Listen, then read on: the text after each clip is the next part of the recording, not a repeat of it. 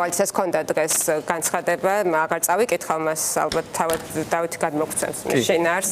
გისმენთ, აბა დავიწყოთ ალბათ გუშინდელი დღის შეფასებით აქციის, რომელსაც ერთი მხრივ, რომელმაც გვანახა რამდენი ადამიანი არის მზად რომ გააპროტესტოს ქუჩაში ერთწლიანი უმძიმესი რეპრესიების შემდეგ ჯერ კიდევ, მაგრამ რომელიც დასრულდა ისე, როგორც დასრულდა გუშინ თქვენი შეფასება გითხრათ. მოგესალმებით, მივესალმებით თქვენს მაყურებელს. ხო, გუშინ საკმაოდ გრძელი და დატვირთული დღე იყო. გუშინდელმა დღემ ბევრი რაღაც გამოაჩინა. უპირველესად გამოაჩინა ის, რომ აი ეს რუსული სპეცოპერაცია, რასაც ადგილობრივი არჩევნები ეწოდებოდა, ფაქტობრივად ვერ შედგა და ამის რამდენიმე მკაფიო ინდიკატორი არსებობს. უპირველესად ის, რომ მაგალითად თბილისში წინა არჩევნებთან შედარებით ოფიციალური აი ამათი დაწერილი რიცხვებით მივიდა ორჯერ ნაკლები 300-ით ნაკლები ადამიანი, ვიდრე წინა წელს მოხდა ეს ყველაფერი. მთლიანად საქართველოში ამათ მიერ დაწერილი აქტივობა იყო 1.400.000, საიდანაც 1.100.000 კვლავ თვითონ აიღეს. ესეც სრული აბსურდი არის, რომ იგივე შედეგი გაამეორეს რაც შარშან თურმე, მაგრამ ჩვენ თუ გავაკეთებთ ანალიზს, რამდენმა ადამიანმა მისცა ხმა აი რაღაც ტექნიკურ ოპოზიციას, რომელიც ამ არჩევნებში იყო შესული, გახარიას ლელოს და ამ შემთხვევაში გირჩის სახით, ჯამში არის 180.000 ადამიანი. ანუ დაახლოებით მილიონი ოპოზიციური ამომრჩევლიდან ამ არჩევნების გუშინ მივიდა 180.000 ადამიანი, რაც არის ნუ ფაქტობრივად უარყოფა და იგნორირება აი ამ პროცესის რაც გუშინ ჩაატარეს. და რაც შეეხება ქართული ოცნების მიერ აღებულ შედეგებს, ეს სრული აბსურდია. ეს ისევე როგორც წინა წელს იყო აბსურდი, რომ რაღაცა ეს რიცხვები დახატეს და საიდან მოიტანეს და სად რა შეაცურეს, იგივე გააკეთეს აქაც. აი მაგალითად შემიძლია თქვა, ერთ კანდიდატიან ოლქებშიც კი, მაგალითად ჩემს რაიონში, ვანში, სადაც ერთი კანდიდატი იყო, ზუსტად იმავე რაოდენობის ხალხი მოვიდა, რამდენის წინა არჩევნებზე. ანუ ერთი კაციც კი არ დაკლებია 91% აიღეს პარტიულად და 100% რა თქმა უნდა მერობის კანდიდატმა. ბოიკოტისტებისკენ იშორენ ხელს ეს პარტიები, ვინც დაბალი პროცენტი აიღეს, რომ ხო და ნახეთ, თავად ამ პარტიების ამომრჩევლებმა არ მისცა ამ პარტიებს ხმა. თბილისში მაგალითად მათი ამომრჩევლის, აი თუ შევადარებთ წინა არჩევნებს, 2024-ის არჩევნებს, თბილისში ლელოს და გახარიას მათი ამომრჩევლის 75%-მა ხმა არ მისცა. 110.000 ხმა დაკარგეს თბილისში წინა არჩევნებთან შედარებით. მთლიანად საქართველოში ზოგადად იმავე ტიპის არჩევნებს უნდა შევადაროთ ხოლმე, მაგრამ მაინც კლება, არა, имаме 21-ში ზონა. არა, ხო, ნუ ამ შემთხვევაში უახლესი ის რაც არის, იმას უნდა შევადაროთ. ალბათ, თუმცა ნებისმიერ შემთხვევაში უდიდესი კლება აქვს ნებისმიერ შემთხვევაში და თან 21-ის მე ლანდშაფტი შეცვლილი არის პოლიტიკური, ამიტომ 20-24-თან შედარება გაცილებით ადეკვატურია. მთლიანად საქართველოს რაც შეეხება, მათი ამომრჩევლის, რაც წინა წელს მიიღეს ხმები, მათი ამომრჩევლის 60%-მა ხმა არ მისცა. ეს არის დაახლოებით 200.000 ამომრჩეველი. ანუ თავისი ამომრჩეველი ვერ დაარწმუნეს, რომ არჩევნებზე მოდი და ჩვენ მოგვეცით ხმათო. არათუ სხვა პარტიების ამომრჩეველი და მათ შორის ჩვენი პარტიების ამომრჩეველი. ხო, ეს არის, ანუ ეს უბრალოდ ეს თითის გაშვერა, ეხა არის სრული უპასუხისმგებლობა. რაღაცაზე მაინც აიღოთ პასუხისმგებლობა, ეხა ეს რო ბრძანდებოდა გახარიას პარტიის წარმომადგენელი, ხო, შარაშიძე. უბრალოდ სირცხვილია, რასაც ეს ხალხი და ეს კაცი აკეთებს ორი დღეა, რომ ლაჩრებს ეძახით, კარგად შეახსენეთ, რომ ნიკა მელია და ნიკა გვარამი და ელენ ხოშტაძიანი ელაპარაკა, რომ ესენი ლაჩრები არიან ციხეში რო შედანო და ყველაფერი თქვენი ბრალიაო. რაღაცაზე პასუხისმგებლობა ხო შეიძლება აიღონ, ხო ვეუბნებოდით. პარლამენტ შესვლას აპირებენ. ნუ აი ხა რაღაც არ გვაქვს გადაწყვეტილი, მაგრამ ხა ყველაფერი მათ საერთოდ სხვა გზა აირჩიეს. ეგ არის ტექნიკური ოპოზიციობა, მეტი ეგ ოპოზიცია აღარ არის, ეგ არის პასუხისმგებლობას იმაზე იღებენ, ნუ ნაწილობრივ ცუდი შედეგის აღიარებას აკეთებენ. ჩვენ გვაბრალები, ნამოს ეს არის აბსურდი, მაგას ვამბობ, რომ თავისი ამომრჩეველი ვერ დაარწმუნეს და ჩვენ რა შუაში ვართ. ვეუბნებოდით,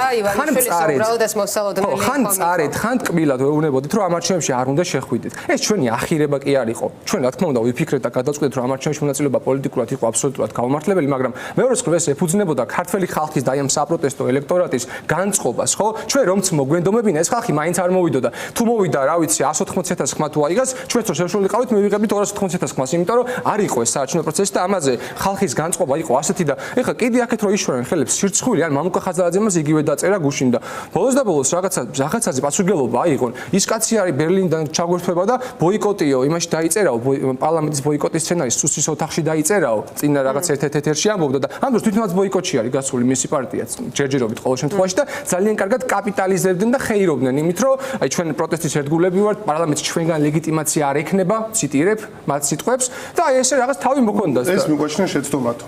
ასე უყურებენ დღეს ეს გამოაცხადეს და შეიძლება გამოვასწოროთ ეს შესაძლებლობა. დღევანდელ პროტესტს მთლიანად ხედავენ როგორც ძალადობრივი დამხობის მოწოდების რაღაცა კერას. ნუ ასეთი აზრი. ასე მოპყრობას აპირებენ და მათ შორის იმ ადამიანების შეშინების მიზნით, რომ აი რუსთაველზე აღარ გავიდნენ, ამოცანა ეგ არის, რომ გახარეს პარტიაზე მე ხელისუფლებაზე გადავედი ხა. წარმოადგენთ დღეს არ ყავს, შემდეგ გადაცემებში ალბათ გვეყოლება გამოჩნდებიან ალბათ.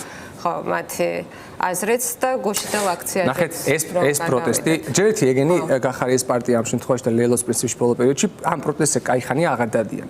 მე ფიზიკურად დავდივარ და მე ჩემი თვალებით ხედავ და ნებისმიერ შეგიძლიათ გითხოთ, რომ ეს ხალხი რა ნახევარწელზე მეტია, იქ საერთოდ აღარ მოდის და ამ პროტესტს გამიჯნულები არიან. ეხლა ეს რაღაც პრობლემა ქონდა. ხო, ლელოს პრობლემა ქონდა, იმიტომ რომ გადაუხვია და უღალატა იმ გზას, რაც არჩეული ქონდა. რაც შეეხება იმას, რომ რაღაცა იარლიყებს რომ აწებებენ, რომ ეს პროტესტი რაღაც ძალადობრივი დამხობა და რაღაც ეს პროტესტი გრძელდება 312 დღე არის, მე-12 დღე არის დღეს.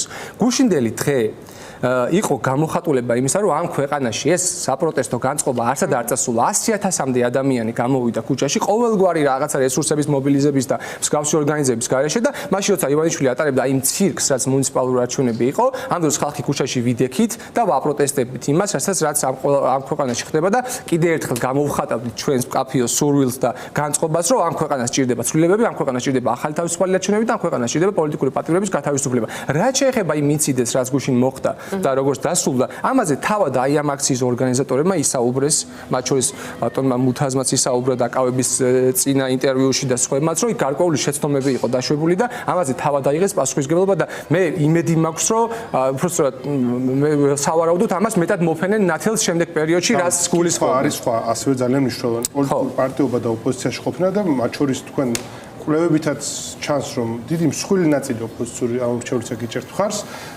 გულისხმობს იმ პასუხისმგებლობასაც, თუ ამ რისკებს ხედავდით, რას აკეთებდით ამ რისკების შესაფასებლად. მათ შორის მთელი კამპანიის განმავლობაში, რომელიც 4 ოქტომბერს წინ ახდა, ხო? ჩვენ ბევრჯერ დავსვით ეს კითხვა ამ სტუდიაში, მათ შორის აი რა კავშირში ხართ თქვენ? ყველა ამ საორგანიზაციო საქმებისგან შორს იჭერდა თავს. თქვენ კი არავინ არ უარყოფს ნამდვილად, ყოველთვის ძალიან მეთოდურად, მოგზავნოთ ჩვენ აი გეგმებში არ ვართ ჩართული. თუმცა რა იყო თქვენი გეგმა? ხო, რა იყო აი კეთყვით. იყო თუ არა მათ შორის ეს რაღაც დისტანცირება, უბრალოდ ჩვენ სუფთები დავრჩებით. არა, ნამდვილად არ იყო ეგრე, რომ რაღაცას გავმიჯნოთ. არც კომუნიკაციის პრობლემა ყოფილა აი ამ საორგანიზაციო ჯგუფთან, ასე ვთქვათ, არც ერთ დროს, არც ერთ ეტაპზე და ლიდერების დონეზეც იყო ეს კომუნიკაცია, მათ სანამ ისინი ციხეში წავიდოდნენ და ამის შემდეგაც იყო. უბრალოდ იყო ამბავი ის, რომ ხო რაღაცას განსხვავებულად უყურებდით ჩვენ ამ ყველაფერს, ჩვენ მომხრე ვიყავით და მომხრე ვართ იმისა, რომ გამოგვეცხადებინა და გამოცხადებული გვაქვს ბრძოლა ბოლომდე და არა ბოლო ბრძოლა. რაც იყო, ვთქვათ, რაღაცა შინაარსი აი ამ ამბის, ხო? როგორ პოლ ტომას ანდერსონის ფილმს ბრძოლა ბრძოლის შემდეგ თუ სინამდვილეში არასწორი თარგმანია ბრძოლიდან ბრძოლამდე და ძალიან სწორად აღწერს ჩვენი სტრატეგია შარშან 26 ოქტომბრის შემდეგ მაშინ რაც პირველად აი ეს მასობრივად გაყავდა არჩევნები და დასრულდა ამ ქვეყანაში საარჩევნო პროცედურა ივანიშვილის პირობებში ჩვენი მიზანი და გეგმა ყოველთვის იყო და ამას მივყვებით თავმჯდომარედ რომ პროტესტი გაფართოვდეს ამ პროტესტს თავის შედეგებიც აქვს ხო ეს უბრალოდ ეს ქუჩაში კი არ ვდგავართ ამან მოიტანა საერთაშორისო იზოლაცია ქართული ოსნების ამან მოიტანა ქვეყნის შიგნით იზოლაცია და დელეგიტიმაცია ამან მოიტანა რეჟიმის მორალური იზოლაცია ხო აი რაღაცა რეჟიმთან გაიგივება მართლა კეთროვანობას ნიშნავს და მე ქართული ოსნების მხარდაჭერი ვარო ამას არავინ არ იტყვის თუ რავი ტენდერს თუ არ იგებს ან დასაქმებული თუ არის რამე სახელმწიფო უწყებაში ხო ეს ყველაფერი ამ პროტესტმა მოიტანა და ჯერჯერობით ივანიშვილს არანაირი გარღვევა ამ მიმართულების არ აქვს მათ შორის გუშინდელი ინციდენტის შემდეგაც კი რაც აი ეს პროპაგანდა მოქოქეს და ეხა რაღაცებს რაღაცა ამ გზავნილებს ავრცელებენ რასაც ეხლა რაშიც ეხმარებიან მისი სატელიტი პარტიები მათ შორის გახარეს პარტიის სახით მიუხედავად ამისა მათთვის მდგომარეობა არ გაუმჯობესებულა ხო ეს პროპაგანდა რას იტყვის მაგათ მნიშვნელობა არ აქვს თავი რა რეალობა რა არის ქვეყანაში და რეალობა ის არის რაც გუშინდელამდე იყო და რაც დღესაც არის რომ აქ ამ ქვეყანაში არის პროტესტი ღრმა კრიზისი რომელიც გამოიწვია ივანიშვილმა და ივანიშვილი არის ამ ქვეყანაში მთავარი დესტაბილიზაციის წყარო ნებისმიერ შემთხვევაში ვისაც რა გადაცნობა არ უნდა მოუვიდეს და რა დროსაც არ უნდა მოუვიდეს ივანიშვილი არის მთავარი წყარო თვითონ თქვენს კიდევაც კობახიძე თქვა თუ არ ვთქვი რომ ჩვენო შევიტყუეთო მომიტინგეებიო ორბელიანის იმაშიო და შევიტყუეთო და მერეო რაღაცა შევასკანო ხაფანგი დაუგეს თავის მოქალაქეებს და ნაცვლად იმისა რომ თქვა თავიდანვე რაღაცა პრევენცია გაეკეთებინა თუ ხედავდნენ რომ საფრთხე იყო რაღაც ხაფანგი დაუგეს თავის მოქალაქეებს და მერე დაასისხლიანეს და რაღაცა ესეთები გაუკეთეს ხო კატასტროფა და ეს არის ამ რეჟიმის სახე ეს არის და არაფერი ამ რეჟიმისთვის არ გაუმჯობესებულა ისევ იმ მდგომარეობაში და ეს პროტესტი ისევ გაგრძელდება ჩვენი რაც შეეხება შეს კითხავს ირაკლი პოლიტიკური პარტიის მიზანი რა არის? ხო, ეს არის ჩვენ გვჯერა რომ მშვიდობიანი აი ამ პროტესტით, ამ პროტესტის გაფართოებით და აი ამ პროტესტის იმ მდგომარეობამდე მიღწევით, რომ ივანიშვილის რეჟიმმა ვეღარ მოახერხოს ძალაუფლების ეფექტური განხორციელება და ჩამოიშალოს როგორც ასეთი, აი ეს არის გზა, რასაც ჩვენ ვხედავთ. ეს აუცილებლად მოხდება, იმიტომ რომ ეს ბრძოლა ანაირად არ დამთავრებულა. რა შეიცვალა გუშინ? ისევ იგივე ცივილიზაციური არჩევანი დგას, რაც აქამდე იდგა, რომ საქართველოს უნდა ევროპული მოცემულობები შეიცვალა და მოდი ამაზეც ვისაუბროთ მაშინ, რომ ახლა ფაქტია, რომ პროტესტს უფრო რთული და ხელახალი სტარტი შეიძლება დასჭირდეს არსებული მოცემულობიდან გამომდინარე, იმიტომ რომ ხელისუფლება თვლის მინიმუმ დარწმენა შეიძინა, რომ ახლა უფრო გაიხსნა ხელფეხი დემოკრატიის გასაუქმებლად. პირდაპირ დავარქვევ ამას სახელს, იმიტომ რომ მთელი წყება არის ხო წინ მოსალოდნელი ემუქრებიან პარტიებს გაუქმებით, უკეთ უნივერსიტეტებს ეჩხუბებიან, სამოქალაქო ორგანიზაციებთან ვიცით რა ხდება. ფაქტია, რომ ეს რთული მოცემულობა რომ არის, ეგ უნდა ავიღოთ, ვაღიაროთ, რომ გუშინდელის მერე კიდევ უფრო რთული ვითარებაა და აქედან ვისაუბროთ რა უნდა იყოს პარტიების გეგმა, იმიტომ რომ ოპოზიცია ორი კი არა სამ ნაწილად დაიშალა. ანუ ობიექტური მოცემულობა ახლა ეს იყო. მე საერთოდაც მგონია რომ ოპოზიციის როგორც დაშლაზე, ასევე ერთობაზე არ უნდა ვილაპარაკოთ აი ამ პარტიული ორგანიზაციული მოცემულობების და მიხედვით. აქ საუბარია იმაზე, ვინ არის თანმიმდევრული, ვის რა სტრატეგიის ჯერა და ვინ რა გზას მიყვება. თორემ მე მაგალითად ლელოს და კახარიას აღარც მივიშნე ოპოზიცია და გამოჩნდება კიდევ ხო და ესეც რამდენად სწორია რომ თქვა რომ ლელო აღარ არის მაგალითად ოპოზიცია. მე არ ვიძახი რომ ამომრჩევლები, ვინც მათ თუნდაც გუშინ არჩევნებში ხმა მისცეს, ეს ხალხი სულ ყველა რაღაცა ქართული ოსნების ხარისხი არის გადასული. რა თქმა უნდა, არა, ის ამომრჩეველი არის ოპოზიციურად განწყობილი, კვლავაც უბრალოდ სხვადასხვა მიზეზების გამო ზოგი შესაძლოა მოტყუდა, ზოგმა შესაძლოა დაიჯერა მართლა რომ რაღაც შეიძლებოდა ამ არჩევნებში მიღწეულიყო, ხმა ისევ მისცეს, მაგრამ რა შეეხება პარტიულ ორგანიზაციას და ლიდერებს, რომლებიც ამ გადაწყვეტილებებს იღებდნენ, ხაზარაძეს, ჯაფარიძეს თუ გახარიას თუ სხვებს, მე არ ვიცი ეს ადამიანები ისევ როგორ შეიძლება იდენტიფიცირდნენ როგორც ოპოზიციური პოლიტიკური პარტიები, მაგრამ რა შეეხება ხო ან საბოლოო ჯამში ხა არაფერი არ შეცვლა, სასწრაფოთაში არ უნდა ჩავარდეთ. ჩვენ ამის გვერდ სასწრაფოთაში არ უნდა ჩავარდეთ, იმიტომ რომ გასაგებია რომ ეს რაღაცა ხან აღმავალი ეს, ხან დაღმავალია, მაგრამ ეს კრიზისი არც არ გამქრალა და ეს ხალხი, ვინც არის ხელისუფლების მიმართ კრიტიკულად განწყობილი, არც არ გამქრალა. ქუჩაშიც დავინახეთ ეს ხალხი რო არსებობდა და არც ქვეყნიდან გაქცა არ ქონია ხა ისეთი ემიგრაცია ბოლო წელიწადში, რომ თქვათ რომ ამ ქვეყანაში არავინ აღარ დარჩა. ყველა ისევ დარჩა. და რა შეეხება იმას, რომ დიქტატურის დამყარების მეტი ცდუნება შეიძლება გაუჩნდეს რეჟიმს, ხო, ეს განცდა შეიძლება გაუჩნდა რეჟიმს და რეჟიმს შეიძლება არც სჭირდებოდა გუშინდელი ინციდენტი იმისთვის, რომ ეგ გელახასაი ესე დააკავეს ხა მაგალითად ერთი კვირის არაფერი არ გაუკეთებია. უბრალოდ რა მომენტია, რომ რეჟიმს საკუთარ ამომრჩეველშიც თუ ამ ლოიალურ ხალხშიც პრობლემა ჰქონდა პოლიტპატიმრების და ძალიან ბევრი ამ რეპრესიის გამო, რაც ამ ერთ წლის განმავლობაში იყო და აი მათთან ხომ არ მოიპოვა ერთგვარად კარტ ბლანში მეტი რეპრესიისთვის, აი მაგ ნაწილში ხომ არ მოიპოვა. გეთახმებით თავის აი ვიღაცა თავცხელ ამომრჩეველს. რაც ყველა არ არის თავცხელი, უბრალოდ უკან დახევა. ნახეთ, მისი ამომრჩევლის რაღაც ნაწილში, რომელიც არის საკმაოდ რადიკალურად და ცოტა ისე თავცხელი განწყობით, შესაძლოა პროპაგანდას ეხა მეტი რაღაცა პენეტრაცია კონდეს იმ მესეჯის მიწოდების ნაწილში, რომ ხო, აი ხო, ვამბობდით, რომ ესენი რაღაცა, მაგრამ პროპაგანდა ზუსტად მაგაში არის, პროპაგანდის არსი რომ ტყუილია ის ყველაფერი და მაგას ესე ადამიანები უბრალოდ არ დაიჯერებენ, ჩვენც ვინც ვიყავით გუშინ იქ აქციაზე, ხო, ყველამ დავინახეთ, რომ მართლა 100,000-ზე მეტი ადამიანი იდგა მშვიდობიანად, რაღაცა ინციდენტის მიუხედავად, ეს იყო აბსოლუტურად მშვიდობიანი აქცია, ძალიან მკაფიო გამოხატვა პროტესტის, რომ აი რაც ამ ქვეყანაში ხდება, ეს არის მიუღებელი და ცვლილებები გვჭირდება და გვჭირდება ახალი არჩევნები და პოლიტიკური პატრონების თავისუფლება, ეს ისევ დაფიქსირდა და ეს ისევ დაფიქსირდება. ეხლა რეჟიმი ასე თქვა, ამას როგორ გამოიყენებს, გამოჩნდება, ისე საერთოდ რო არ არსებობდა რაღაცები, იმას იყენებდნენ და ხსავდნენ და ეხლა ამას რო რაღაც დააშინონ, არც ეგ არ იქნება გასაკვირი, მაგრამ ეგ არნიშნავს, რომ აქ იცვლება.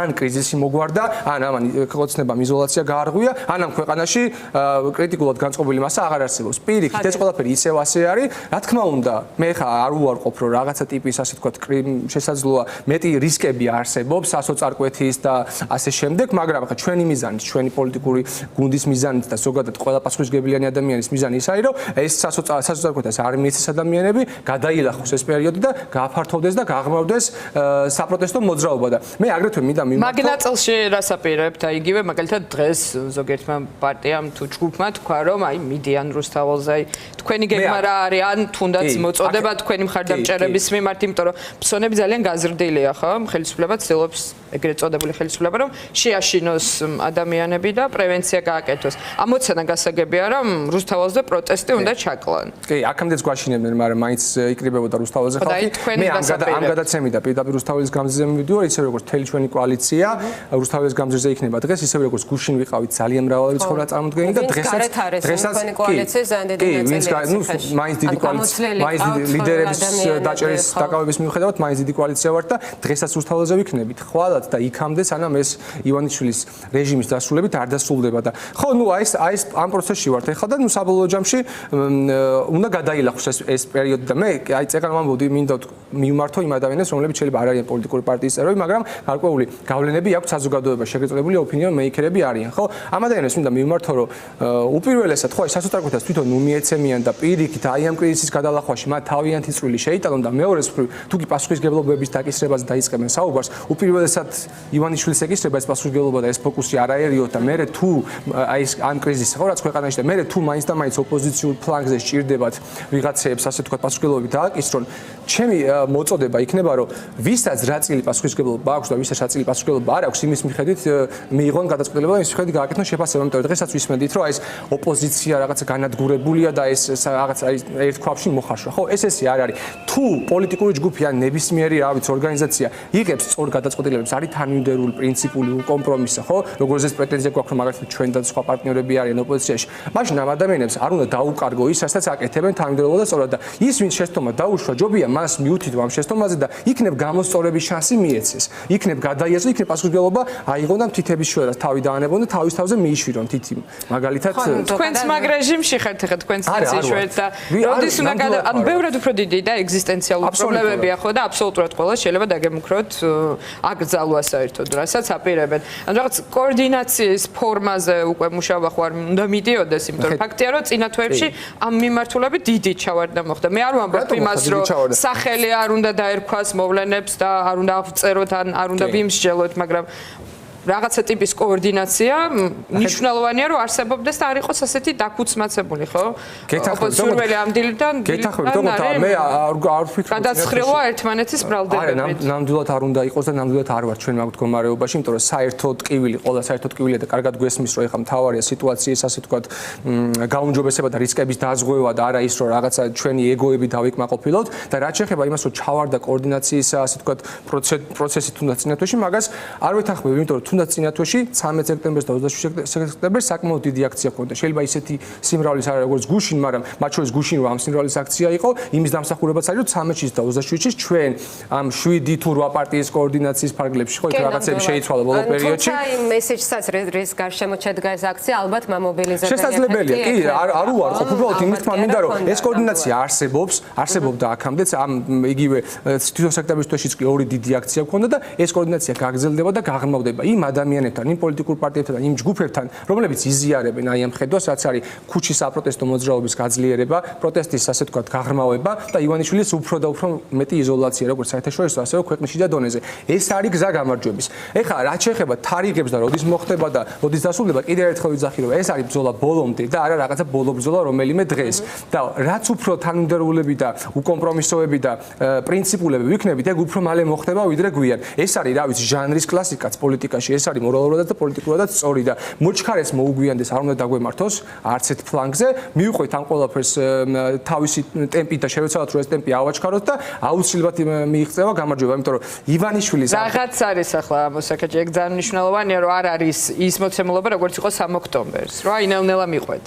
ნახეთ, არა, ნელ-ნელა ნამდვილად არ უნდა მიყვეთ და არც მივყვებოდით აქამდე ყოველთვის მაგას ვთვლით რომ რაღაცნაირად ეს უფრო გაღრმავდეს და გაფართოვდეს და კი რაღაც რისკები გუშინდელი დღის მერე შეიქმნა, მაგრამ ჩვენი ფუნქციაც ეგ არის რომ ეს რისკები მაქსიმალურად დავაწყოთ, მათ შორის დღეს რუსთაველის გამზირზე ფიზიკური ყოფნით, დღესაც სხვადასხვა და ბოლომდე სანამ ეს არ მიიღწევა გამარჯვებით და ეს ჩვენ გზაზე რაც იქნება დამოკიდებული ყველაფერს გავაკეთებთ, როგორც არის ფიზიკური დგომით სადმე ისე რა ვიცი, ამ ვერბალური კომუნიკაციით თუ ნებისმიერ სხვა ფორმით. ის უნდა ითქვას რომ აი საერთოდ ყველაფერი მოიშალოს, ყველაფერი დაინგროს და ყველამ რა ვიცი ფეხში გაისროლოს მართლა ჩვენს გარშემო ოპოზიციაში რაც არ უნდა იყოს, იქამდე სანამ ეს პოლიტიკური პატიმრები ციხეში არიან და ჩვენი მეგობრები არის, ხა ჩემი მეგობრები არის, გელახასაია, ნიკამელე, პირადი მეგობრები არის, რა ვიცი, ნიკა გვარამია, ზურაბ ჯაფარიძე, ყველა ეს ადამიანები არიან სანამ არიან ციხეში, მანამდე ჩვენი გაჩერება არ იქნება.